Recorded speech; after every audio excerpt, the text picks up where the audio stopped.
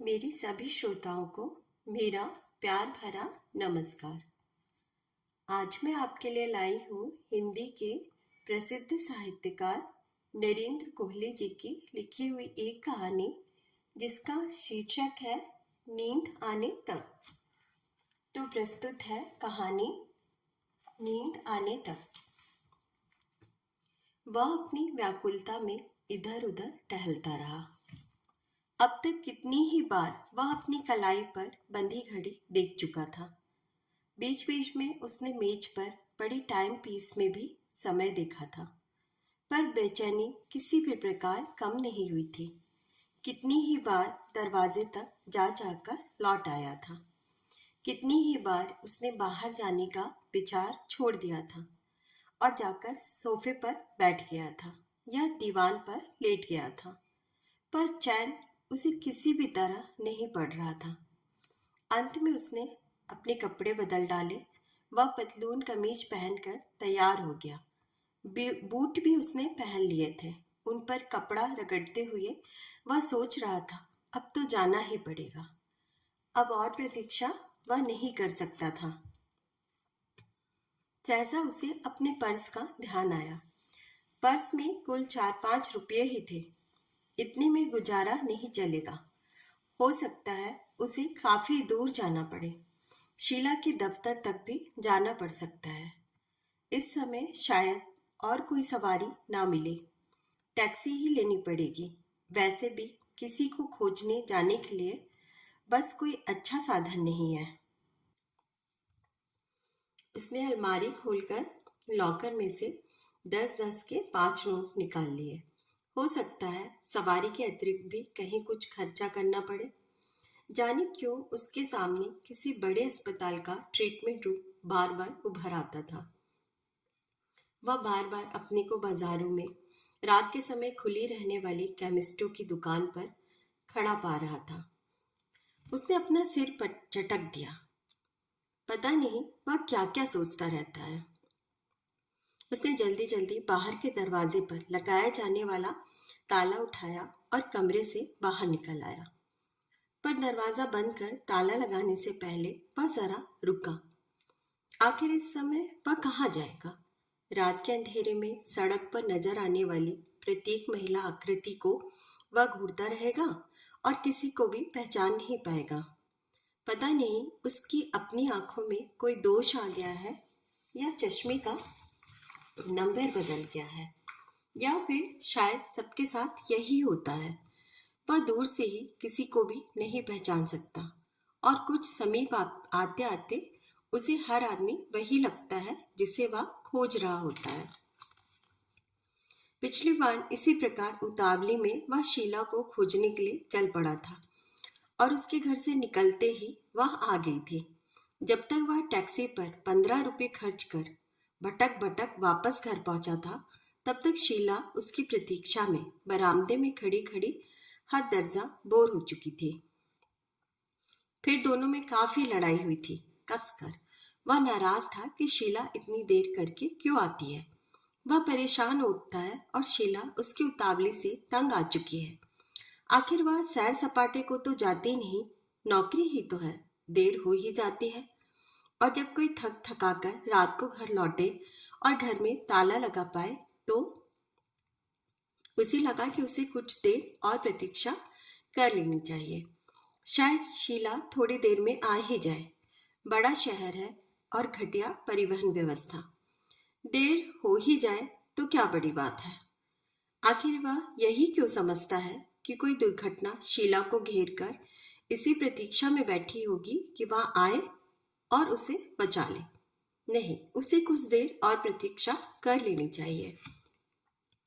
उसी और थोड़ी देर की प्रतीक्षा में उसने देखा कि कोई छाया सी इस स्क्वायर की ओर मुड़ी थी, जो धीरे धीरे चल रही थी थके अंदाज से। यह कोई स्त्री ही थी, शायद शीला ही हो।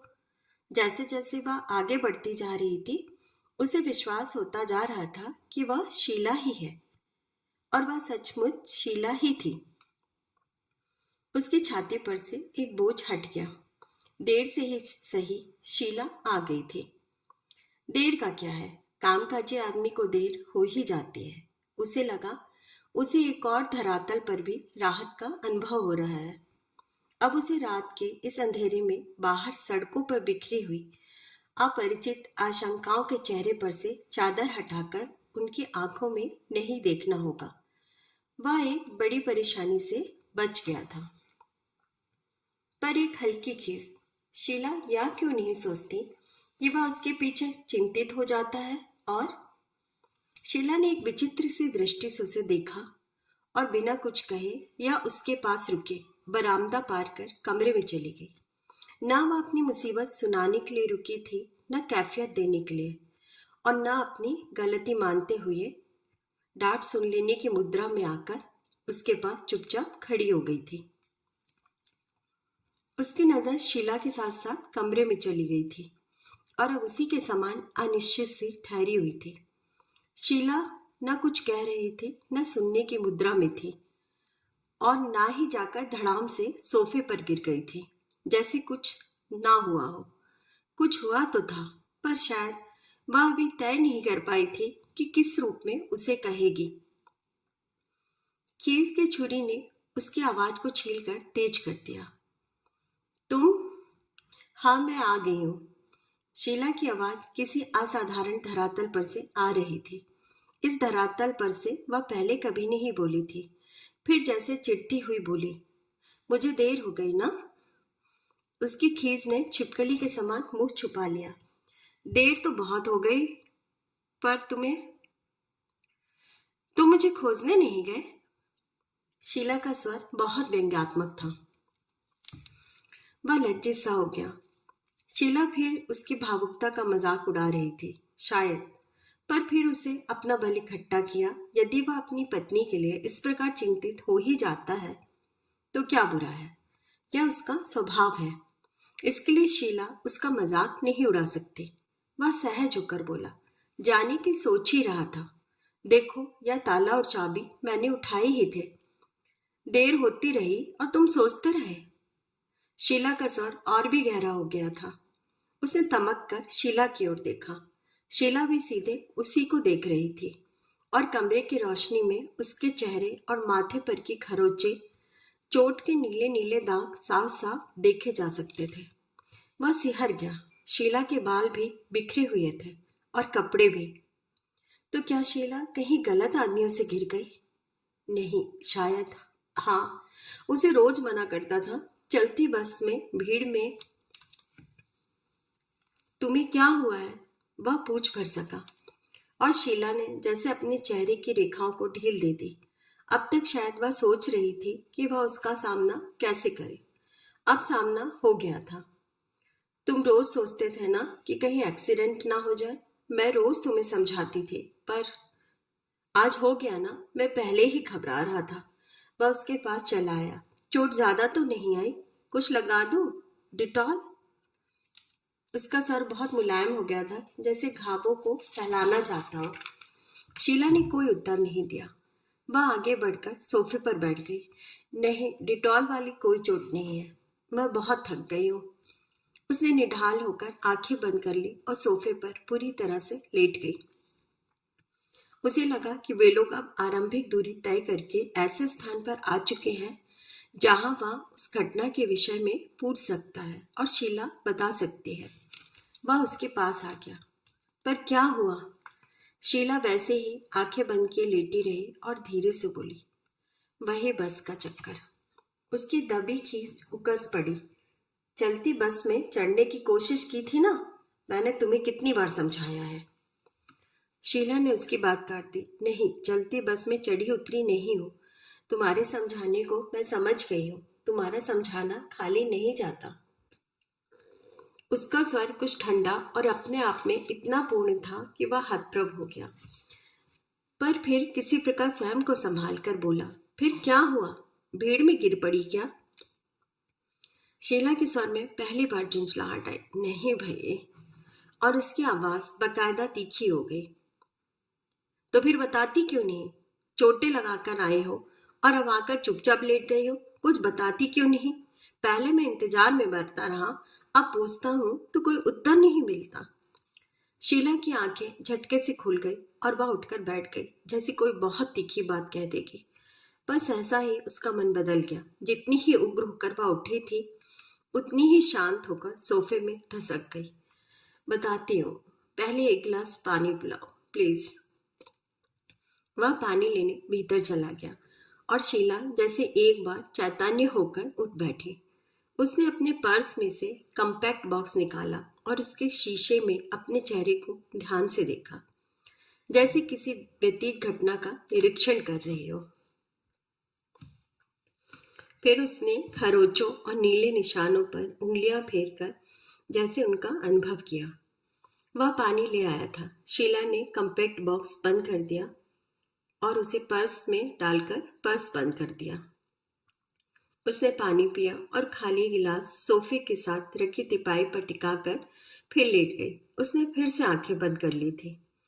वह प्रतीक्षा करता रहा कि शीला कुछ कहेगी, पर वह आंखें बंद किए बहुत शांत मुद्रा में लेटी हुई थी। फिर भी इतना आभास मिल जाता था कि उसके भीतर कुछ बहुत तेजी से घट रहा है, शायद घटनाओं की जुगाली, जैसे किसी पुरानी फिल्म की कोई रील चल रही हो। वह और प्रतीक्षा नहीं कर सका। बोला, तुम मुझे कुछ बताने वाली थी। शीला का ऊपरी होठ उसका मजाक उड़ाता सा उठ गया। तुम आज इतनी देर से आने के लिए मुझे डांटोगे नहीं? भले घर की औरतें इतनी देर गए तक बाहर नहीं रहती। उसका मन रोने रोने को हो गया। शीला उसके प्रेम का मजाक उड़ा रही थी, पर वह रोया नहीं। उसे लगा इस समय वह एक लंबा भाषण देना चाहता है, हल्के अभिनय के साथ। तुम जानती हो, आदमी जिससे जितना अटैच होता है उसके लिए उतना ही आशंकित रहता है। तुम्हें देर होने लगती है तो मेरे मन में भयंकर कल्पनाएं जन्म लेने लगती है। मैं अपनी कल्पना में देखता हूँ तुम बस पकड़ने के लिए बीच सड़क में दौड़ रही हो और पीछे से कोई दूसरी बस, कोई ट्रक या कोई कार आकर तुम्हें टक्कर मार देती है। तुम बीच सड़क में खून में लथपथ पड़ी हो और कोई तुम्हारे पास भी नहीं आ रहा, या फिर तुम बस स्टॉप पर खड़ी हो पर कोई बस आती ही नहीं। 10:30 बजते हैं, 11 बजते हैं, 11:30 बजते हैं और फिर तुम किसी मुसीबत में फंस जाती हो। पर उसने यह सब कुछ नहीं कहा, केवल इतना ही कह पाया, तुम्हें देर होती है तो मैं बड़ी भयंकर भयंकर कल्पनाएं करने लगता हूँ। कल्पनाएं करके तुम क्या करते हो? शीला ने बड़े भावशून्य स्वर में पूछा। वह भौचक सा शीला को देखता रह गया। क्या वह सचमुच जिज्ञासा कर रही है या मात्र उसे धिक्कार रही है? उसे लगा शीला के मन में कहीं ना कहीं यह बात है कि घटना के लिए वह जिम्मेदार है, और सचमुच वह जिम्मेदार है। वह शीला से नौकरी ना करवाता, पर नौकरी तो शीला शादी से पहले से ही कर रही थी। वह फिर अपनी मुद्रा में लौट आया। बस अपनी कल्पनाओं में बहुत कुछ देखता रहता हूँ, सोचता रहता हूँ, उद्विग्न होकर टहलता रहता हूँ, बाहर के दरवाजे पर खड़ा प्रतीक्षा करता रहता हूँ, पर जानता हूँ यह सब यथार्थ नहीं है, मेरी आशंकाएं ही हैं, इसलिए कुछ करता नहीं हूँ। शीला फिर एक बार उठकर सोफे पर बैठ गई। उसने अपने चेहरे पर का पहला भाव जैसे धो डाला था। दूसरा कोई भाव अब वहां नहीं था केवल भाव शून्य चेहरा। शीला बड़े तटस्थ स्वर में बोली, मैं 10 बजे अपनी ड्यूटी समाप्त कर निकली। 10:15 बजे तक मैं बस स्टॉप पर पहुंच चुकी थी। 10:20 हुए, 10:25 हुए, 10:30 हो गए, पर मेरी बस नहीं आई। इसका मतलब यह था कि आखिरी बस या तो समय से पूर्व ही निकल गई थी या फिर मिस थी। मुझे कोई दूसरी बस पकड़नी चाहिए थी, पर इधर आने वाली कोई दूसरी बस भी नहीं मिल रही थी।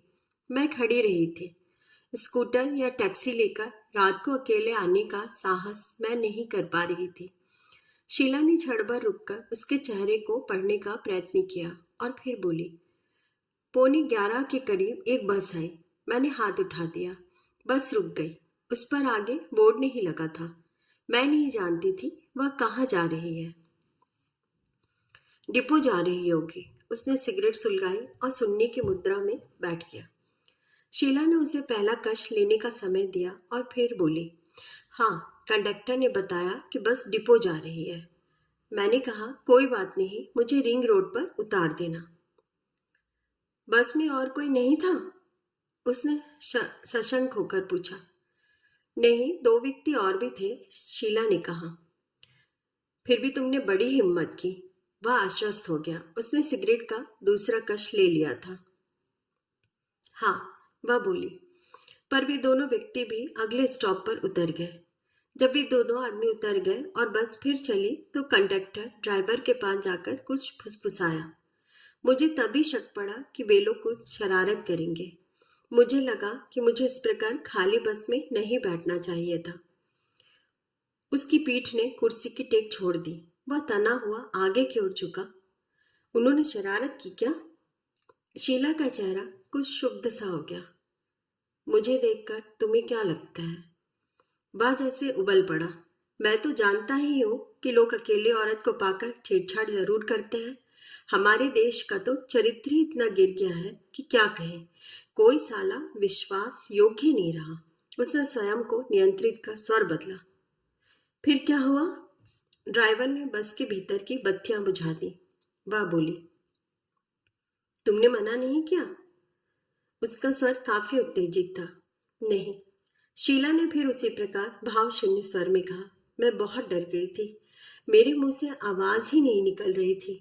वैसे भी मैं उनसे लड़कर उन्हें चिढ़ाना नहीं चाहती थी। मेरे मन ही मन भगवान से कहा कि यदि मैं ठीक ठाक घर पहुंच गई तो कल ही मैं ₹1.25 का प्रसाद कनाट प्लेस वाले हनुमान मंदिर में चढ़ाऊंगी। उसने विद्रूप की मुद्रा बनाई। तो इसका मतलब है कल ₹1.25 का प्रसाद भी चढ़ाना पड़ेगा और कनाट प्लेस के हनुमान मंदिर भी जाना पड़ेगा। शीला का सारा आक्रोश जैसे उसके चेहरे पर घनीभूत हो गया। तुम्हें मैं ठीक ठाक घर पहुंच गई लगती हूँ। वह एकदम झेप गया। शीला का आक्रोश एकदम सही था। वह एक झेपू सी हंसी हंसकर रह गया। शीला फिर उसी घटना की ओर लौट गई, जैसा ही जैसे वह उस घटना से असंप्रक्त सी हो गई थी। उसके मन में न तो ग्लानि थी न आक्रोश। वह तटस्थ हो गई थी, जैसे घटना उसके साथ नहीं किसी और के साथ घटी हो। उसका संबंध जैसे घटना सुनाने तक ही हो। वो घटना को पूरी सूक्ष्मता और विस्तार के साथ सुनाने को उत्सुक हो। जैसे जैसे घटना वह सुनाएगी वैसे वैसे ही घटना का विस्तार उसके भीतर से निकलकर बाहर संसार में खो जाएगा। ड्राइवर ने बत्तियां बुझा दी तो कंडक्टर, प्यार किया तो डरना क्या, गुनगुनाता हुआ पीछे की ओर लौटा और आकर मेरे साथ बैठ गया। मुझे उसकी बदतमीजी पर बहुत क्रोध आया और उस क्रोध में वह ना जाने कहाँ छिप गया। मैं तमक कर बोली, सारी बस खाली पड़ी है, आप कहीं और क्यों नहीं बैठते? उसकी नसों में एक सनसनी सी दौड़ गई। घुटी सी आवाज में बोला, वह उठ गया क्या? शीला का स्वर अब भी कोल था। नहीं, उठा कहाँ। उसने मेरी बात पर कोई ध्यान ही नहीं दिया, उल्टे मेरे और पास सरक आया, बल्कि एकदम सटकर बोला, मेरी जान, इतनी नाराजगी भी क्या? वह उत्तेजना में उठकर खड़ा हो गया। उसने झटके से सिगरेट फेंककर बूट से कुचल दी। अच्छा, तुमने उस बस का नंबर नोट किया है? शीला पर उसकी उत्तेजना का कोई प्रभाव नहीं पड़ा। उसने जैसे बहलाते हुए कहा, हाँ, नंबर तो मेरे पास है, पर सुनो अभी। मैं समझ गई कि आज कुछ ना कुछ होगा। मैंने उसे जोर का धक्का दिया। वह सावधान नहीं था, सीट से नीचे गिर पड़ा। मैं जोर से चीखकर बोली, ड्राइवर, गाड़ी रोको। वह जड़ से उसकी ओर देखता रहा और शीला कहानी सुनाने के अंदाज में बोलती गई। उसने बस नहीं रोकी, उल्टे और तेज कर दी। सड़कें खाली थी, बाहर कोई भी नहीं था। बस में मैं अकेली थी। बस की बत्तियां बुझी हुई थी और बस सड़क पर तेजी से भागी जा रही थी। फिर तुम छूटी कैसे? उसने धीरे से हलक में अटका थूक निकल कर कहा। फिर कंडक्टर उठा और एकदम मुझ पर झपट पड़ा। मैंने अपना सैंडल उतार लिया। पहनकर भी आज स्टील वाली ही गई थी। चांस की बात है, खूब पीटा उसे। उसके चेहरे पर काले नीले दाग पड़ गए। उसके सिर से खून निकल आया। अच्छा किया तुमने। वह तनावपूर्ण हंसी हंसा। मैं होता तो और पीटता। शीला ने उसकी ओर देखा। वह उसे ऐसे देख रही थी जैसे कोई वयस्क शेखी मारते हुए बच्चे को देखता है। हाँ, मैंने भी सोचा था कि तुम होते तो और पीटते, पर उन्होंने मुझे इतना अवसर नहीं दिया कि तुम्हें मैं घर से बुलाकर ले जाती। मुझसे जितना हुआ मैंने उसे पीटा। उसने फिर सिगरेट जलाई, बोला, अच्छा किया, अच्छा किया। मैं उसे पीटती गई, पर उसने मुझे छोड़ा नहीं। क्या? उसके रोंगटे खड़े हो गए। लाओ, मुझे बस का नंबर दो, मैं अभी कुछ करता हूँ। हॉरिबल, इस देश में कोई कैसे रहेगा? यहाँ किसी माँ बहन की इज्जत सुरक्षित नहीं। शीला ने उसकी चिंता नहीं की। वह ऐसे बोलती जा रही थी जैसे सब कुछ बताकर ही चुप रहेगी। तब तक ड्राइवर ने एकांत देखकर बस एक जगह खड़ी कर दी। फिर वह भी आ गया। दोनों ने मेरा मुंह एक कपड़े से बांधकर बंद कर दिया। मेरे हाथ भी बांध दिए। उत्तेजना के मारे उसका गला रूंध आया था, आंखों में पानी आ गया था, और शीला अब भी शांत बैठी थी, जैसे अपने साथ घटी घटना न सुना रहे हो, कोई कहानी सुना रहे हो। फिर भी तुम कैसे बच गई? अंत में उसने फंसे गले से पूछा। बच्ची कैसे? शीला एक विचित्र सी हंसी हंसी। बच्ची कहाँ? और वह हंसते हंसते रो पड़ी। पहली बार उसे लगा कि यह सब उसी के साथ घटा है, और जो कुछ घटा है वह उसे बहुत गहरे कहीं काट गया है। उन दोनों ने बारी बारी उसने अपने हाथों से चेहरा ढक लिया। बस सिसकियां ले लेकर रो रही थी। वह हतप्रभ मूड सा खड़ा रह गया, जैसे सब कुछ सुन हो चुका हो, और फिर धीरे धीरे जड़ता की चादर के नीचे से कुछ भाव उदित हुए। उसके मन में आक्रोश था, पर उसके साथ साथ एक भय भी था। उसने काफी देर के पश्चात पहचाना कि सारी घटना को सुनकर वह केवल भयभीत हुआ था, और जो आक्रोश था वह भी शीला के प्रति ही था। तुमने उन्हें रोका क्यों नहीं? तुमने उनका विरोध क्यों नहीं किया? उसने काफी चीख कर कहा। शीला रोते रोते सहसा चुप हो गई। उसकी आंखों में अब वेदना नहीं थी। उसे लगा कि इस बात की आशंका उसे कहीं पहले से ही थी। उसके मन ने स्वीकार नहीं किया था, पर उसकी चेतना को शायद मालूम था कि उसका पति कदाचित, शायद उसे अपने पति से लड़ना पड़े अपनी ईमानदारी जताने के लिए। वह खींच कर बोली, जो कुछ मैंने तुम्हें बताया उसमें किस बात से तुम्हें लगा कि मैंने उनका विरोध नहीं किया? पर शीला की बात से उसका क्रोध कम नहीं हुआ।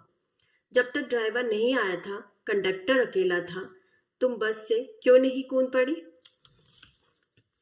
शीला की आंखें आश्चर्य से कुछ फैल गई। तुम्हारा मतलब है मैं पूरी स्पीड से भागती हुई बस में से कूद पड़ती? तुम तो कहते थे कि चलती बस में उतरा चढ़ा मत करो। तुम शायद अंदाजा भी नहीं लगा सकते कि बस कितनी तेजी से जा रही थी। यदि मैं कूद पड़ती तो अवश्य ही मर जाती। मुझे कोई ताकत नहीं बचा सकती थी। उसने शीला को घूर कर देखा। क्या तुम्हारा मर जाना अधिक श्रेयस्कर नहीं था? तुम मुझे किस मुंह से बताने आई हो कि तुम्हें दो पुरुषों ने, यदि तुम पहले न मरी तो बाद में मर जाना चाहिए था। शीला को लगा उसकी चेतना का कोई अंश इन सारी बातों, आरोपों और झगड़ों के लिए पहले से तैयार था। बस ऐसा ही एकदम नाराज हो गई। बकवास बंद करो। तुम मुझे यह सब कहने वाले होते कौन हो? कल तुम्हें दो आदमी कहीं घेर कर पीट जाए, तुम्हारे हाथ पैर तोड़ जाए, तुम्हारी एक आंख निकाल कर ले जाए, या तुम्हारी नाक काट कर ले जाए, तो मैं तुम्हें ये सारी बातें कहूंगी जो तुम मुझे कह रहे हो? बड़ी मर्दानगी है। अपने स्त्री के सम्मान का इतना ख्याल है तो जाओ, उन लोगों का सिर उतार कर ले आओ। वह कांप गया। शीला क्या कह रही है? वह किसी का सिर उतार सकता है क्या? उसे खून देखकर दहशत होने लगती है। तभी तो उसने मांस खाना भी छोड़ दिया है। कैसी उपकाई से आने लगती है। या कैसे हो सकता है? अब कोई राज वह स्वयं ही ठहर गया। हाँ, अब राजपूती युग नहीं है कि वह किसी का सिर उतार ले, तो फिर वह शीला को ही मरने की सलाह क्यों दे रहा है? मैं पुलिस में रिपोर्ट जरूर कर सकता हूँ। लाओ, बस का नंबर दो। शीला का स्वर फिर से व्यंग्यात्मक हो गया था। पुलिस में जाकर क्या रिपोर्ट करोगे? दो पुरुषों ने? वह तमक कर मुड़ा। मैं यह बात कैसे कह सकता हूँ? शीला का स्वर और भी गहरा हो गया। तो और क्या कहोगे? यह कि दो लोगों ने मेरी पत्नी के साथ छेड़छाड़ की है? स्वयं इतनी सी बात नहीं कह सकते और मुझे मानना चाहते हो? तुम्हें मानना कौन चाहता है? वह स्वतः चाली ढंग से कह गया। पर यह अपमानित जीवन? इसमें अपमानित जीवन क्या है? शीला बोली। मैंने अपनी इच्छा से यह सब होने दिया होता तो तुम मेरे चरित्र को बुरा कह सकते थे, पर जिन परिस्थितियों में यह सब हुआ उससे मेरे चरित्र पर तुम कोई लांछन नहीं लगा सकते। फिर चरित्रवती होकर भी मैं क्यों मरूं? नहीं मरती, ऐसे ही जी लेंगे। ना तुम किसी को बताओ, ना मैं किसी को बताऊं। उसे पता ही नहीं चला कि वह कब इतना दीन हो गया था। आंसू उसके गालों तक बह आए थे। मैं किसी को मुंह दिखाने लायक नहीं रहा। मैं किसी को कैसे मुंह दिखाऊंगा? शीला ने उसे घूरा, फिर जैसे डांट कर बोली। क्यों, तुम्हें क्या हुआ है? तुम तो रेप नहीं हुए। मेरे साथ जो हुआ वह मेरे साथ है। तुम्हारे मुंह को उससे क्या हो गया? वह डांट से वह नाराज हो गया। उसका क्रोध फिर से लौट आया था। दांत पीसकर बोला, चुप रहो तुम। तुम्हारे स्थान पर कोई और स्त्री होती तो उसने अब तक सिर पटक पटक कर प्राण दे दिए होते, और तुम मजाक कर रही हो? देखो, जो कुछ मेरे साथ हुआ उससे मैं खुश नहीं हूँ, वह ठंडे स्वर में बोली। पर उसमें मेरा रत्ती भर भी दोष नहीं, इसलिए मेरे भीतर ग्लानि नहीं है। इतनी सी बात के लिए मैं मरना नहीं चाहती। मैं मरने से इनकार करती हूँ। अब रही तुम्हारी बात, तुम चाहो तो उन लोगों को खोजकर उनकी हत्या कर दो। ना हो सके तो पुलिस में रिपोर्ट कर दो। या भी ना हो सके तो मुझसे अलग हो जाओ। मार्ग निर्देशन के लिए तुम्हारी आवश्यकता नहीं है मुझे। वह अपनी दीनता से उबर आया था।